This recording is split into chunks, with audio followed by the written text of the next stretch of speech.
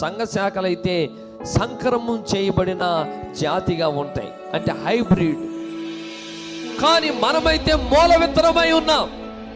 ఏది మూల విత్తనము? పలుకబడిన దేవుని వాక్యమే మూల విత్తనము. ఆదిలో ఆ మూల విత్తనము మనలో దేవుడు పెట్టాడు. అయితే దేవుని ఆలోచన నుండి పలుకబడిన వాక్యముగా, పలుకబడిన వాక్యము నుండి శరీరం అనే కాలములోనికి మనం వచ్చాం. ఈ శరీరం అనే కాలములో మనం ఏమి ఉత్పత్తి చేస్తామంటే వాక్యమునే ఉత్పత్తి చేస్తాం. ఎందుకంటే మనం వాక్యములో నుండి బయటకు వచ్చాం. మనం వాక్యములో భాగమై ఉన్నాం. మనం దేవునిలో భాగమై ఉన్నాం.